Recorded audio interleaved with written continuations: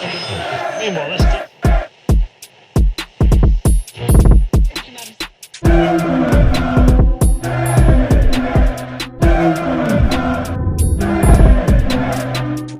What's going on, people? Welcome to United Stand. Welcome to the Flex and Rants show. As you guys are watching this, it'll be the day after. But for us right now, it's the day after the Liverpool game. Yeah. A lot made of it, man. Like, obviously, we got a draw on that, which on one side is good because we didn't get a pamming, like a lot of us thought we would.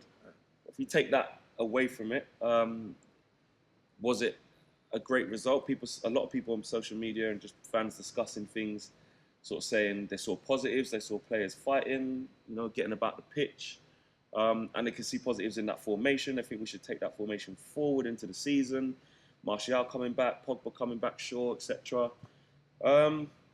Where do you stand on that performance that we saw, the way we were set up, and the way we move forward with that, if at all? I don't know, like, I'm not impressed by it, really. Like, to be honest, I tweeted before the game, and I said 3-5-2.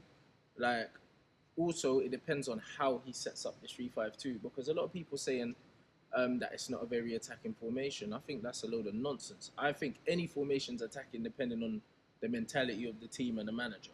Do you know what I mean? That could easily be an attacking formation. Conte won a Premier League with that formation. If you swap Ashley Young for someone like Dalot, who's going to take the fullback down the outside and push, and you've got two strikers that stay within the width of the 18-yard box and want to get into the box. Too many times you saw Daniel James cross into Rashford. He's the striker. If we are crossing a ball in to two strikers in the box, automatically that's an attacking formation. You put Pogba in behind two strikers in that advanced midfield role, automatically it's a more attacking formation. Because imagine that, Pogba in the 10 where Pereira was. Behind Martial and Rashford. And then McTominay, Fred. Exactly. Mobility. Then all of a sudden, that's an attacking formation with Dalot and Wan-Bissaka flying down there. So I don't want to hear this defensive formation. It wasn't a defensive formation. It was a defensive display because that's how Oli set them up. Do you know what I mean? Was it like that from minute one? I mean, did you like what you saw in the first half compared to what you saw in the second half? Obviously, we dropped off. Was there some positives? I liked what we saw in terms of containing them. Yeah. But I saw the usual Manchester United. Like I said it to one of the guys that I sit next to. Even though we contained them very well, they still had two shots on target, and we didn't have any. Yeah. Do you see what I'm saying? No, we had that McTominay P roller. Like, other than that. And Pereira had a P roller as well. Yeah, but that was off target, but the keeper still made a save. Yeah. However, Firmino had two shots that De Gea had to make saves from.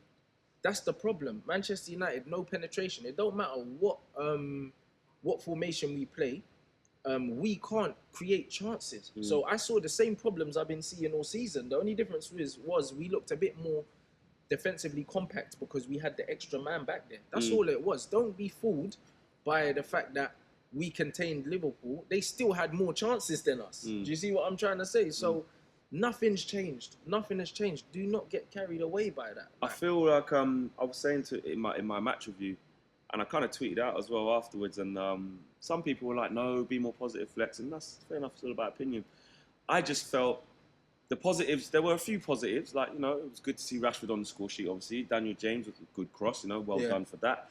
I thought Fred was buzzing around everywhere, good energy, and yes, he may not have had the quality on the ball throughout the whole game, but especially in big games like this, you need the energy. So I saw little bits of that, but then I took the emotion out of it, and I feel like we played the occasion. I feel like we were celebrating the players putting in a very good shift and being committed to the cause, but at home to Liverpool with intensity. I said it's that. a default. That's a default. It's a default. Ingredient for this type of game at Old Trafford. But then if I looked at it in its entirety, for the good points I saw, it's like, for me, the bigger test is still Norwich away. Yeah. Do you see what I'm saying? So absolutely. I saw default positives. Yeah. I expect to see everyone at it. I expect to see us trying to stifle Liverpool. And to be fair, it's a good thing in terms of, Liverpool was supposed to come and pam us up. Yeah. And we contain them. But and also, they never do, though. Exactly. It never happens. Same with Arsenal. No matter and what Klopp the form even, says, and it shows in the press conferences, Klopp saying, one team trying to win, and another trying to defend. Okay, it's fine. This is fine. Yeah. Fuck off, mate. You just pissed off you couldn't Bruv, beat us. he's always crying. Nick's still fucking here crying now, bro. You know what I mean? Do you know what I'm saying, man? He just wanted to show bare veneers after the game. But this is it. But like, as I said post-match, I said we didn't sit down, bro. Like, when I was 10 minutes into the game, and I was thinking, right, okay, I guess we're standing today. And you know, we're cheering like tackles and everybody stood up. We cheered everything. We stuck it on the Liverpool fans. Like we didn't hear them until they scored. We drowned them out every time they started singing one of their 2 songs.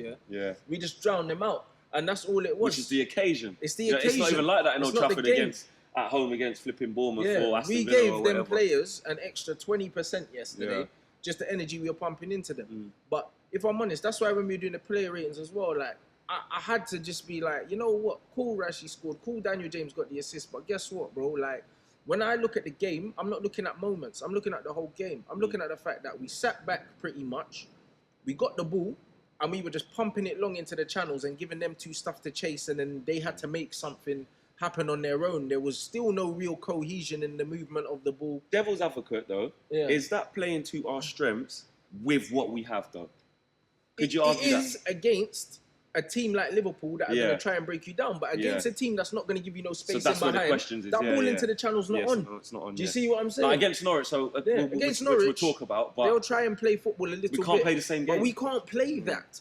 And that is my problem. The onus will be on us to break them down. We're going to play a lot more games in the league against teams that sit back than we are against teams that are going to come out against us. So I have to judge Ollie on his ability to break down stubborn teams. He doesn't have it in him. It seems like he hasn't taught these guys how to pass the ball in any sequence. There's no pattern of play. Like Harry Maguire was getting the ball, pumping it into the channels. Ashley Young was getting the ball, pumping it into channels. Rojo was getting the ball, pumping it into channels. It was like watching a Sunday league game. We won't get one of the midfielders come off the front or whatever, come and receive it after half turn off the and then another forward dropping in, spinning round. The patterns of play. But that's it. But when Martial came on, the ball was getting pumped up there, but he was holding it, laying it off, and that's what he gives us. But ultimately, that's the reason why I was still critical of our forward play, because I think in the game, I can count on both hands, how many times we pumped the ball long to Daniel James or Rashford. They had their man isolated one-on-one and nothing came from it. If the opposite happens and it's Mane and Salah getting on the ball, got bare options around them. Man are roasting guys and they're probably scoring more goals. That's why I think for the amount of ball that they had one-on-one, like I wasn't really that impressed with. It wasn't that dangerous for the positions they got into. We looked more likely to score when Liverpool had the ball. And I can't really be excited about that, bro. We're at home. Especially, I want to ask you this, halftime team talks. Because what I see happening is, we might do okay in the first half. Wolves, same thing, 1-0 up. Arsenal, 1-0 up. Leicester. All these games we start. Do you know what I mean? And we got an early penalty against Leicester. And it's like, we can't kick on. We can't build on that. Goals are supposed to, we keep saying it, goals are supposed to change games and put a team on the front foot. Not with us. And it's like it has the reverse for us. But also we've got the thing of we're sitting ducks if we don't score the first goal because we know we ain't got enough in our tank to fight back. And I said in that game, and I think a lot of people would echo, if we went 1-0 down to Liverpool early on, it would have been a long afternoon. Whatever happened, even to get the best part of a draw, we probably would have had to score first. Yes. But what's going on, do you reckon, like half times and things like that, where we can't ever kick on from being in a positive position? We just can't do it. We only ever regress. I think it's a couple things, both down to management. There's no team on planet Earth, that can run for 90 minutes. It doesn't happen. People say, but Liverpool play a high-intensity game. Liverpool are a possession team. You saw it against us yesterday. They are now, Yes, Redmen was saying it as well, that they've changed into They're a possession-based team because when they tried this high-intensity, they got loads of injuries and then they were fading. And with United, the reason why they start well when they fade is because around 55 minutes, players are knackered and it's hard enough to keep the ball if you're not a possession-based team anyway. But when you're tired as well, you make more mistakes. And I said it to the guys next to us. I said, you know what? It's a good first half, but we can't keep this intensity up for 90 minutes. It's impossible. Liverpool will come into this game. But falling off that quick, literally, as soon as you come out of half-time? Can't say that they're not fit enough to carry it on to at least 70, 80. Klopp changed things in the second half. Ollie didn't react to the changes. Again, that comes down to management. Do you know what I mean? When they're bringing on Oxlade-Chamberlain, who had an immediate impact and got 2 shots up. When he come on for, I think it was Origi, innit? Yeah. I was like, and I think Keita came on as well. Yeah. And he looked good as well because he was picking up little spaces in the pockets. Again, Ollie didn't react to that. Well, he fed it to Robertson and then Robertson. And Ollie didn't react to it. Do you see what I'm trying to say? Whereas, love him or hate him, flipping Mourinho, as soon as Klopp made a change, Mourinho would have probably made one straight away. To park even more buses. But Yeah, that's it. He But probably he would have would've. seen that out, Mourinho. But there you go. That's And, weird to say, and that's the difference. Like, in-game management is what separates, do you know what I mean? Like, one manager from the other. Like, how could Klopp make, like, 2 or 3 changes before we react to it? Yeah. 82nd minute change. Come on. When you can see tired. Daniel James was down and Daniel James was Rashford lying on the himself floor into trying to ground. buy every bit of time he could because he was gassed. Because he ran his socks off. Same with Rashford, he ran his socks off. Yeah, Pereira ran his socks off. That 100%. change, Pereira should have come off maybe 10, 15 minutes before that. He was done. Yeah. And you can see that as a fan. So how can you not see that as a manager? Looking at going forward, in terms of what we saw there. Was that just a one-off formation set out, like to stifle Liverpool because of how good they are? It was. You have to, because I spoke to a couple of fans. Mackie rang me, and Matt was like, "I'm fuming. He's gone defensive. He's gone negative." And even I was telling you when we was in the shop, and I was like, "He's going mad." But it shows that he has a clear plan for the best team in Europe, because that's where we are. We can't just go toe to toe. But I don't necessarily agree with trying to just replicate that against Norwich, because the onus is going to be on us. I think if we do play that formation, all right, that's fine, but the application has to be different. Because in the second half, it was like we had 2 left backs and 2 right backs.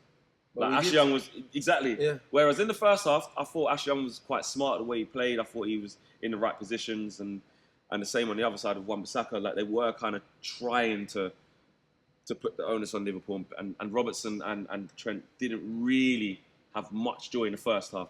But it was like we just immediately faded. If we're going to play this formation, I just want you to kind of look at what it would look like with Pogba in it, Martial in it, Luke Shaw back in it. Where does Pereira fit into that? Does Daniel James come and impact player off the bench? It depends on how attacking you want to be, bro. Remember Victor Moses played on the right-hand side. Yeah. And he's a winger, bro. Yeah. Daniel James could even play as one of the wing-backs, bro, if we really wanted to go attacking with it. Like, there's ways. It can be done if you understand how to play the position. You can play a 3-4-3. You know what I mean? And you can play Daniel James as one of them, and Wan-Bissaka. Daniel James makes it attacking straight away. He'll take his fullback down the outside, and he gets back anyway. Do you know what I mean? So there's ways of making this thing attacking. You could play Pogba in there behind Rashford and Martial, or you could play Luke Shaw there, but Luke Shaw doesn't really bomb on. Like, you would have to tell him, like, go at your guy. But there's ways of making that formation attacking. I just don't believe that for a team that has one winger, which is Daniel James, who has pretty much one trick, like, I don't think we should be relying on width.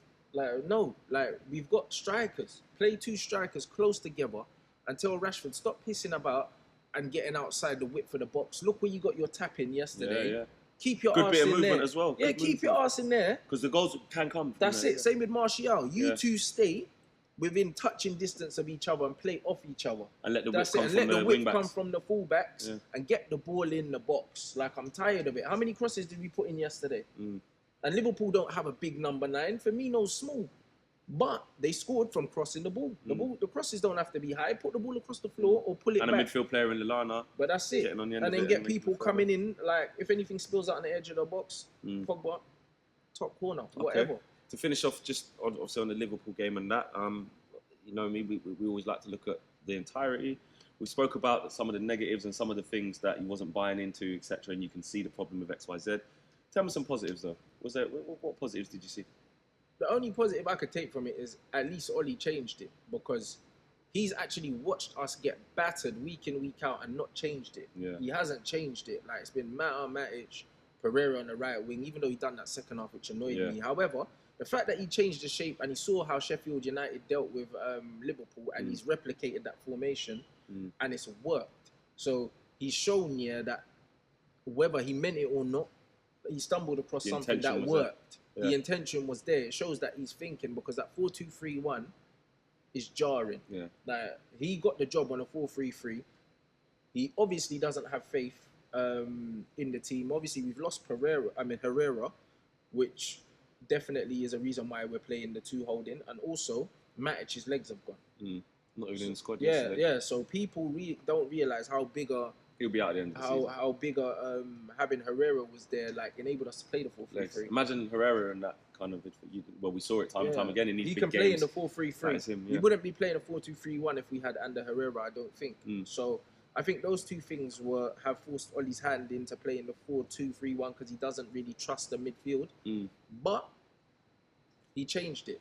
What he will do next, if he goes back to the 4-2-3-1 against Norwich and we lose, then the same old. Do you know what I mean? Then the same old Ollie, man. What about positive with player performances and players that you could maybe look at and think, can this player XYZ draw some confidence from that? Is that a turn for say Rashford? Nobody really showed me anything that I didn't know. Like I knew that Fred, like in that screening position, in that box to box, he got up and had a couple shots as well. Like he had a positive game, but the thing is, Fred's never given a run of games. I wouldn't be surprised if he doesn't start the next game. So surely he's got, and I think with the mobility aspect of it is so key. Well, he's the only player of that ilk in the whole squad. He's just hustling. He has to play. He's almost like, with the mobility and the hustling that he has, it might sound stupid, but if you think about it, he's actually the closest we got to Herrera. Yeah. In terms of, I know he likes to get on the ball. Than Herrera as well. What I'm saying? Quicker. And I saw a couple of times where I saw a time when he got absolutely bodied by Mane. Yeah. Like he was trying to get it off Mane for ages. But he keeps going. And Mane he just wouldn't go away. Yeah. And even when he gave the ball away a couple of times, got caught on it, he's like, right, I'm running back up. That's and annoying. I think in our midfield, when we haven't got much quality, most things that will get us is trying to outwork the position. Because that's what we have. It's not good enough. It's not what we want to see. But with what we've got for the rest of the season, I'm saying at least Ollie's going, you know what, Matic? Nah. Like you see Ricky on the fan cams, he's adamant Matic needs to be in this squad. He's probably watching now going, I'll tell you, Matic needs to play. Matic is dead food. But I think what we're seeing is at least Ollie is going with mobility, players that can move. And what we're seeing from Scott McTominay as well, Scott McTominay's driving forward and trying to shoot. And that's where he's not even being a holding midfielder. That's where Scott wants to be. Scott's an attacking player. And you see it. Like, every time he gets the ball out of his feet, he wants to get a shot off. And I do like that. Like he's definitely a first team player now. Like he's grown into it. Like you know what I mean. You can't look at McTominay now as it's not just the kid coming through. As like a kid coming through. Like he's an established first team player. Which on one hand you think squad player because if we're meant to be Scott McTominay ain't starting. Exactly. But right now, listen, the kid's he's doing his thing and he's trying every game and he's putting out consistent. And Pereira's shown also that he's a central player. Yeah. He's got a bit of nasty about him. He gets stuck in. Yeah. You can't fault his work rate. I still don't rate his football IQ. I think that his decision making is woeful, but he's technical, man. He switched one ball to Rashford from right to left, and it was tasty. And he can do that. He whipped free kick top bins in pre-season, and I call him the pre-season Pirlo. And that, he sent Oxlade-Chamberlain to the shops. Yeah, bruv. He looked wavy in pre-season, and then again, he hasn't consistently been played in this position. He hasn't. Mourinho played him as a 6. Yeah. Ollie's trying to play him as a 7. Yeah. Like he's an 8/10. Yeah. And if he plays in that position, in that formation, with legs around him, you'll see a bit more from him. But again, I mentally, I don't think that he's up to the level. But I was impressed by it. Cool. Right, guys, let us know what you think about the first section. Where do we go with this formation? Do we keep going? Do we just need to apply it more attackingly? It's easy to say that these formations are defensive, but you know, I saw Antonio Conte win the Premier League with that same formation. It is about how you apply it. And with Pogba and Martial come back, let us know your thoughts on that. All right, guys, we're going to hit up the question section now. You know what it is.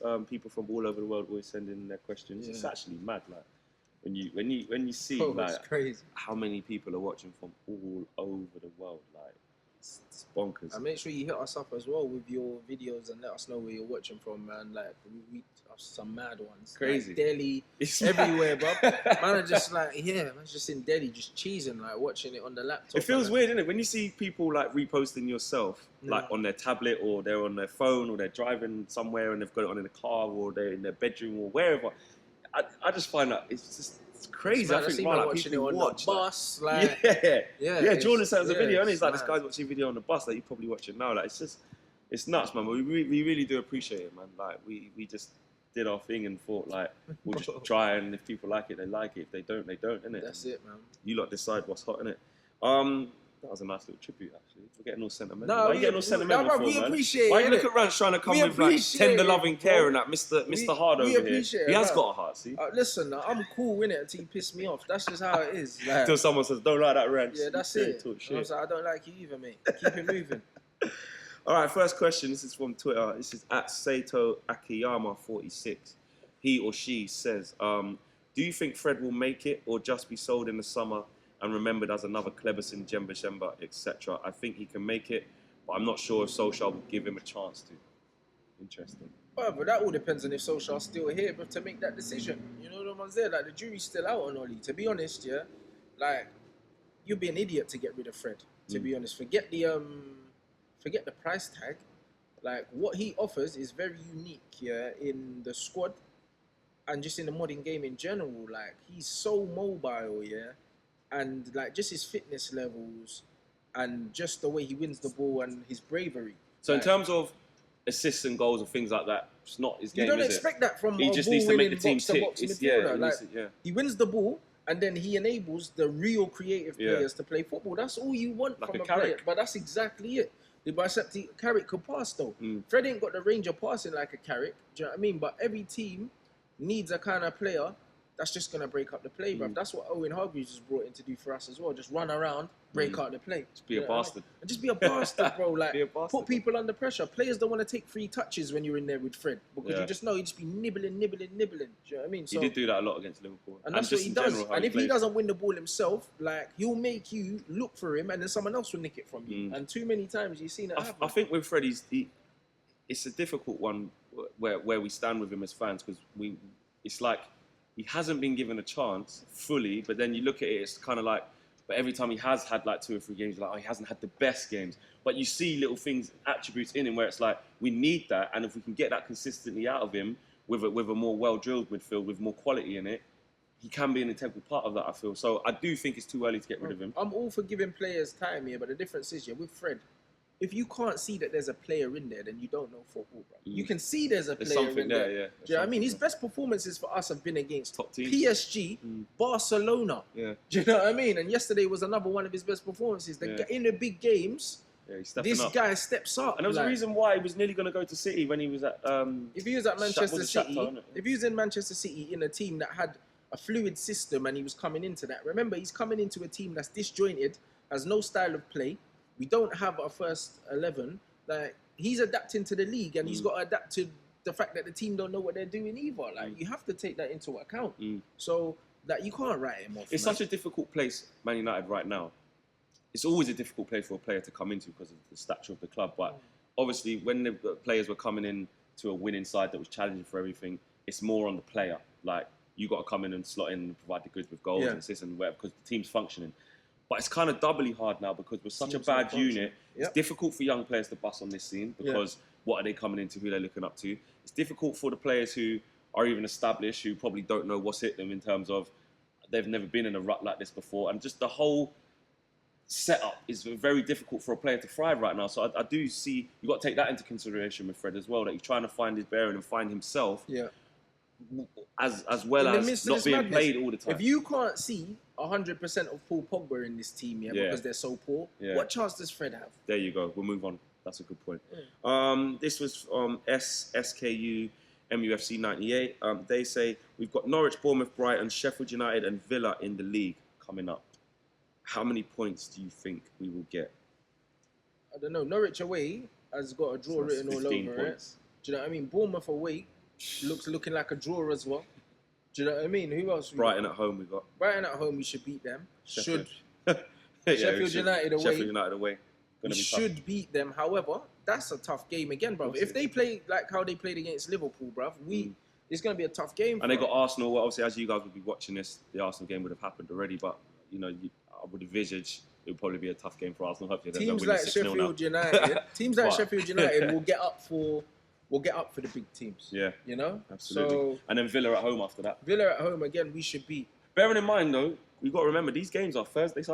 We're coming back from Astana, I think, and then playing Villa. And that's all injury permitting as well, because we're literally on our last legs. Do you know what I'm saying? So a lot can happen, but do you know what I mean? I don't see us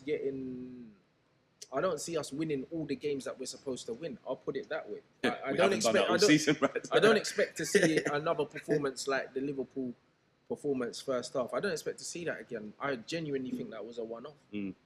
All right. This is from Instagram. Should Tuanzebe take Lindelof's spot as the second centre-back? I think he has, to be honest, man. Like, Lindelof, I didn't see the replay of the Mane handball and that, but all I know is... He got bodied, man. All I know is Lindelof got eaten. Yeah, he did. Like easy food, bro. Yeah. And you know what? Too many times this season alone, Lindelof's been a liability in physical duels, bro. And one thing in the Premier League as a centre-back, you got to be able to hold your own. I don't give a shit how good you are on the ground.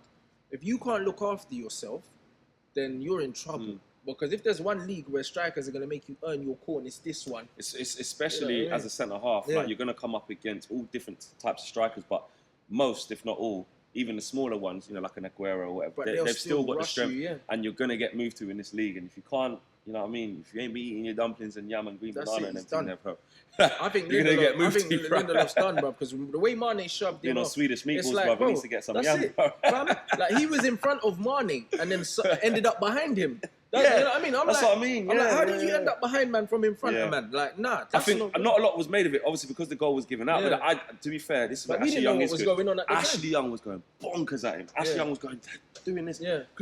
Like, I could see what he was saying. Obviously, can't hear from what I thought, bro, if you feel like man's getting the better of you, at least go down as a centre-back. Because if you've got your body between the man and the ball, you'll get the free kick. I don't know, but then he goes down. We're going to be saying, bro, just stand up. Why you you'll get the free kick, though. You know what the defenders do, bro? All the time. They do it, you know what I mean? Especially when it's like a goal behind the man and the ball. The referee's bum goes. But then the VAR, bro, the fuckeries, you don't know now, bro. They might be like, bro, you know what? Because even the Origi one, it's like, you know what? When I saw it back, he has been kicked. Yeah. It's slight, and it's like, all right, because it's led to a goal, they're probably thinking it probably wasn't enough. He's probably looking for it.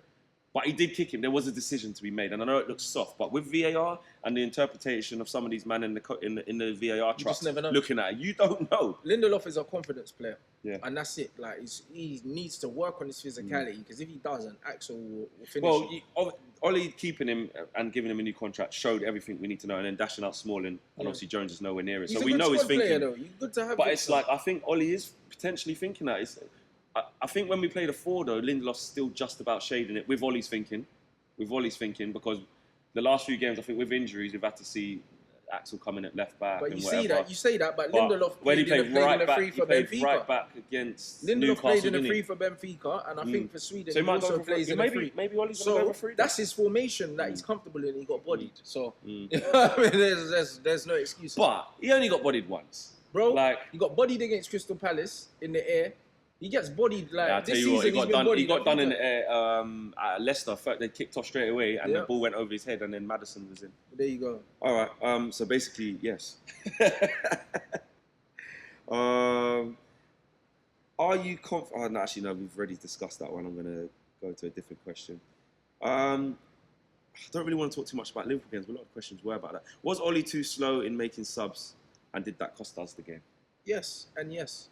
Not just making subs, but even making a tactical tweak, whether it was sending an instruction on a player to keep an eye on a certain player or do whatever. Like, as I said, he did not adjust to Klopp's changes at all. And in such a high intensity game, I don't know how you make your first change in 82 minutes. It shows that you weren't watching the game. You weren't watching it really, because you know what's on your bench.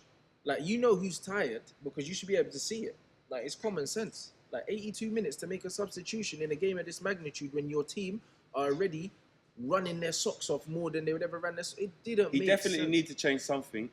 And I look at it, and like I said in the... Then he went for 6 at the back and brought on Williams. Wrong. And he just encouraged them on, instead of trying to put Liverpool under something. But I think once it got to sort of 75, 80 minutes, he thought, right, let's try and see it out. Which, okay, that's fine. But I do put myself in Ollie's shoes, and I'm trying to. I think his thinking was, even though it was wrong, I still think he thought Daniel James has been at it. Marcus Rashford's been at it. I don't think he fully believed that Martial was going to be able to play longer than 10 minutes at that intensity. But then he killed Martial anyway, because he left him isolated up there and changed the shape. Because then he went with 6 across the back.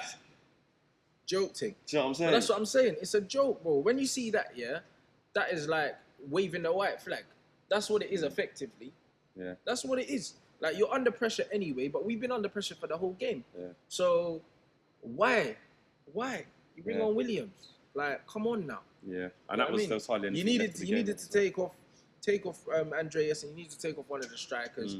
make 2 attacking But changes. could we put Matter in that game with that intensity? Why not? Because at least At that stage? At that stage, you could have, But because it's from only like the beginning. because it's only 15 minutes, bro. Yeah. And one thing Matter will give you is he'll keep the ball. Yeah. You know what I mean? There's no better way than getting a break than just holding on to the fucking ball instead of just kicking it back to them. That's what we did for the whole second half. We just kicked the ball back to them. It was like attack versus defense, and that's why you need to bring on an extra defender, because you're giving them the impetus to attack you. Bring on a player that's going to hold the ball, because that's what Martial done for us up front. Yeah. Then you bring on Matter, who holds the ball, and straight away. Because Liverpool, when attacking with pace, they were just keeping the ball and moving building it their around. attack from there. Yeah. That's it. Here's a good question for you, and I'm gonna say it straight away. So I'm setting the rules. You can't say all of them or both. Yeah. Oh, you have to answer the question. Oh. If you had to get rid of one, who would it be? Ed, Ollie, or the Glazers? You can't say all of them. Ed. Easy. Yeah? Because if we get rid of Ed, we get a proper technical director in, then that technical director will get rid of Ollie. Would you chance? And then you're good, innit? And then you're good. Because you know what? As much as I hate the Glazers, the Glazers, the only reason why we're not where we're meant to be is not because the Glazers are there, it's because they employed Ed Woodward and not someone else. Because actually, when you look at the amount of money we've spent on the team, it's enough to be top of the league. It's enough. We spent nearly £1 billion. But there you go. It's enough money. Lack of 6 spending years, money bro. is not the reason why we're. No, it's where the money's been invested. It's where the and money's how. been invested, Yeah. the recruitment, and also the choices of managers. None of those are the Glazers' choices, apart from bringing in Ed Woodward, who oversees all of that. But would you? Okay, devil's advocate. Yeah. Would you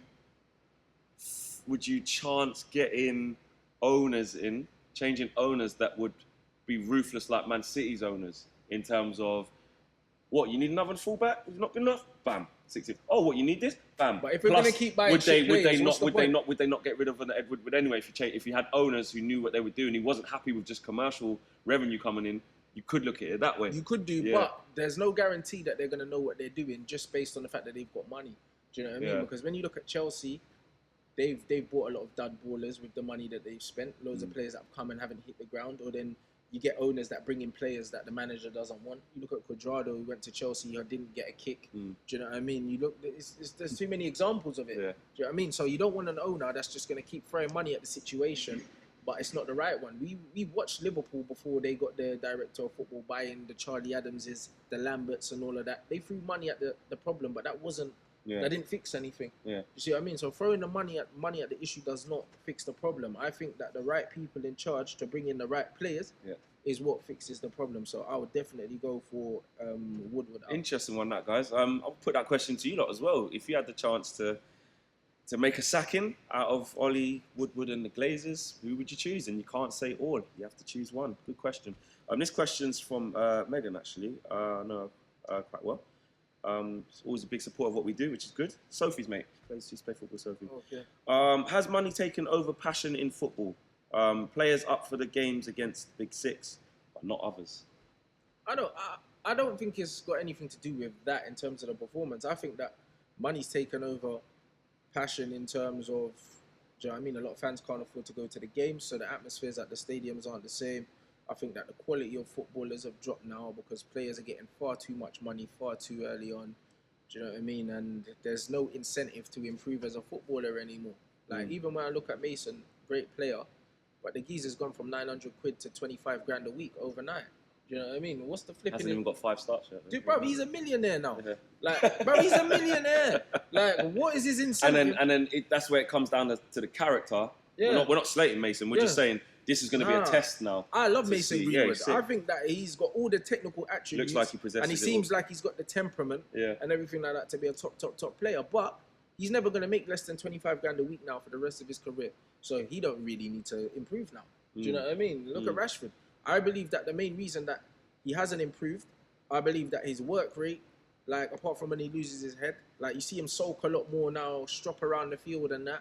When he had that air of, I'm a young player that still needs to prove himself, that wasn't there. But now he's one of the senior players in the team on the most money, and he's like, oh fuck it, I'm gonna throw my hands out and walk around, bruv. Like, I've made it. Do you know what I mean? Like, and that hunger does leave you like if you don't get kept grounded, bro. Like when I was I at do, Fulham, I used to clean boots, bro. We used to have the first team players they saying, ain't "Yo, doing that shit no we've more. got new boots, yeah. You need to wear my boots in for me, like and that." And I'm running around in a pair of boots that are size too big for me, bro. Like, do you know what I Running mean? around in the flippers. Yeah, and like, that. I don't want to wear them, but he's one of the seniors, so they're like, "Yo, break in my boots for me," and that. Do you know what I mean? No, they don't do that no more. These guys have got boot deals. Rants These wearing the guys old are- school miters, Bro, fam. This is back in the you know what I'm 90s. Like the saying? Sondercoast, Sondercoast with the rugby studs These in the men bottom. are driving fucking Bentleys and that, and they ain't got no first team appearances. Bonkers. Fuck What I outta will here. say as well, my friend, my boy Shane, we were talking about he's been in football. Dad's Ricky Hill, Newton I know legend. Ricky as well. Yeah.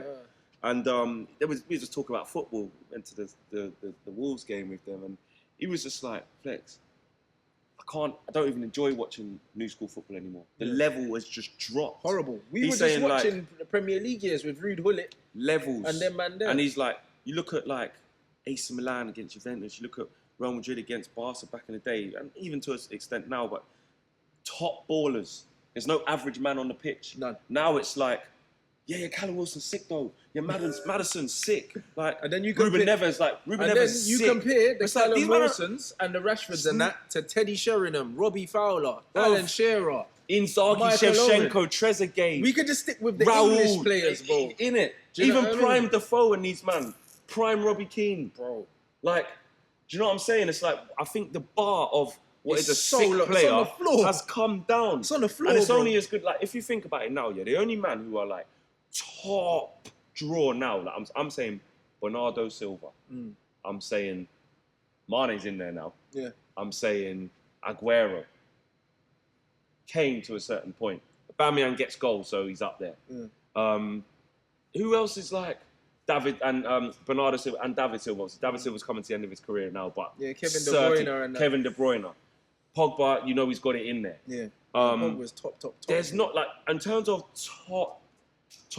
Yeah, you look at the draw, Premier League from top to bottom. Raheem there's Sterling's not too getting many. consistent, but Yeah. another couple of seasons, then if he keeps that level, I then just you can don't. say- I just don't think he's getting to Bernardo Silva levels. That's That's what a I'm saying. different That the level of football tech, IQ, the intelligence, the way you are on the ball, and I just think like this is off topic. This is just about all football. I think the level of footballer now compared to what levels were back in the mid the 90s level of when we was what we watching think football. is good now. Even up to like you said, even our era of growing up, like Henry, Vieira, flipping Van Nistelrooy, even Drogba. players that weren't like the top, like the top known Yeah. players, like the Manu Petits and that, they're way better than like all the centre mids in the league now. Letizia, Viduka, ballers. It's mad, bro. Do you see what I'm saying? Man, like Kevin Phillips banging 30 goals and that. Do you know what I'm saying? Let's not forget this shit, bro. Do you know what I'm saying? So the level has dropped off, Bruv, man. the bar's on the floor, blood. What man are clapping our hands for now? Yeah. Couldn't pass. That's what 10 it is. years there. ago. You know what I'm saying? You're looking at man like Guti, bruv, one of the best assists ever in football with the back heel to bench. Bro, and- levels. And we're applauding Daniel James and Rashford for running their socks off. Like Yeah. that's what we're applauding. And we're forced to. Don't get me wrong. It's good that they're doing that, but we're forced to as football fans to accept this like a way of mediocrity. You should fucking be doing that anyway, bruv. I want you to see go. the Teddy Sheringham's. I want to see Dimitar Berbatov and them kind of man. I want to see that. Man, nostalgia, Bruv. man. Just want to Sure. go home and watch Premier League years, bro. That's all I've got. That's all I've got, man. Jesus. To finish off, next game is Partizan Belgrade. I've got to go out there, cover the game. Good luck, bro. Bro, you know what? Yeah, it's hot out there. It's like 26, 27, It's bro. alright. I'll type man like Yeah, Rouge as well, bro. yeah, Rouge that- is telling me it's all right That's out it. there. It's hot out there. That just means the bananas will ripen quicker. You know, I said them ripe bananas. You're gonna get them brown bananas. Hey, listen bro. to any of the Serbians watching, Serbian Oi, fans that we I'm might joking, have. innit? Yeah. Listen, the Bulgaria thing was mad, and I'm not gonna lie. I did look at the Bulgaria thing and think, I've got to go Eastern Europe, man. I've got to go Serbia. I don't know what it's gonna be like. And look, you always got to experience things when you go there for yourself. I remember Robbie was telling me when he went to Russia for the World Cup, everyone was like, Robbie, don't go there. There's so much problems and da-da-da. He come back, he said, listen, I know the World Cup was on, so they were trying to give a good account of Yeah, themselves. but and that. also it depends on where you go. When you go Exactly. to like capital cities and that, you get that. My sister went to Russia and got spat at. So Yeah. do you know what I mean? It Like, depends what you experience You know at the what time. I mean? And look, there's racism all over the world. You know what I'm saying? We've got problems in our own country. we got massive problems. Do you know what I'm saying? So, but yeah, the next game, we're going off topic again. The next game is Partizan. The games are coming thick and fast, you know what I mean? In the Europa League as well, Yeah. we've got quick turnarounds, squads thin as it is, injuries, players coming back. I always keep saying in this Europa League thing, especially with the away teams, there's two sides to it. In the context of the group, it's just important that we don't lose. Yeah. Innit? But in the context of our confidence, we just need a fucking win from somewhere. Yeah, but I don't think it's gonna be. But it's not 1-1, bro. Away in Belgrade, it's going to be a hostile atmosphere. Hostile atmosphere. Difficult. I don't know what the pitch is saying. You can't take that for granted. Yeah. I don't think that the players have the minerals to deal with the hostile atmosphere. They're not going to have seen a lot of this. Yeah. But the flares, like the noise. Do you know what I'm saying? And they drew 2-2 with Alkmaar, I think. Yeah. And Alkmaar played us off the park. Not even in their own stadium. They were on a plastic pitch. But this is it. So, like, I just think, you know what? Come back unscathed, boys. Like, that's all I'm saying. Just don't lose. Don't get slapped. Yeah, because it's all about that Norwich game, man. That is the biggest game. There won't be another Flex and Rant show before that Norwich game, so I'm not trying to see Cantwell cutting shapes out. You know what I mean? Again, that. Man, like what's Pookie, is it Carroll Road or something? Yeah, it's at Carroll Road, bro. Yeah. Man, like Pookie flipping masterclass incoming, bro. That's what I'm saying. Then Meet You 2.0 and that, man. Like Pookie, bro. Gunman, bro. All right. What's the results going to be? Give me two predictions. I think Partizan and I Norwich. think they'll both be 1-1. I do. I honestly do. You're never going to come with one of them things going, you know what, Flex, I think we're going to do it. With what? we got Martial back, actually. There you go. Rest Martial against Belgrade and start him at Not Norwich. even give him 15, 20 minutes to get him going? Nah, I just wouldn't even play don't him. risk it. I won't even play him. We need him game, against Norwich. If we've got Martial starting against Norwich, then I think we can win. Otherwise, I don't, innit? So it'll be either 1-1 or 2-1 if Tony's fit. If Tony's front three against Norwich, maybe?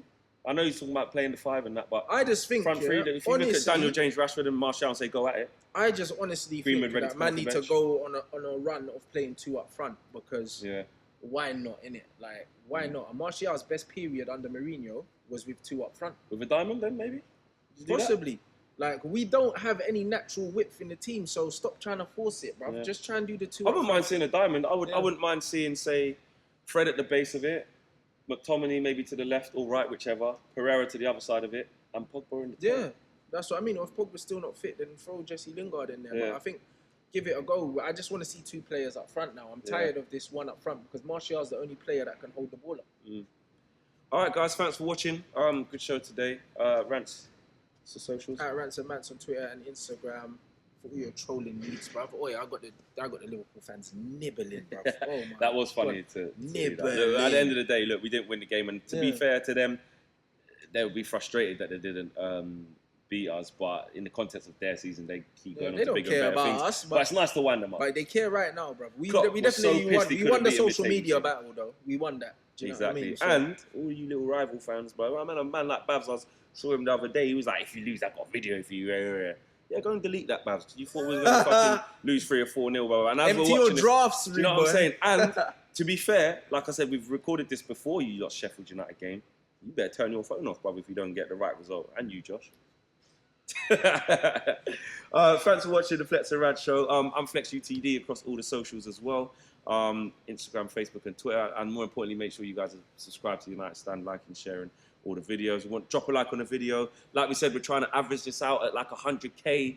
We're trying to get to that for every show. We've been doing that the last sort of couple of months. Turn the corner, baby. Turn the corner. Just keep it going. Don't get me wrong. A lot of rivals will be trying to look to see us venting our frustration because it is funny to them. But also it's testament to you guys as well because you're sharing and making more Man United fans watch, which is obviously what we want. We will see you same time, same place next week. Peace.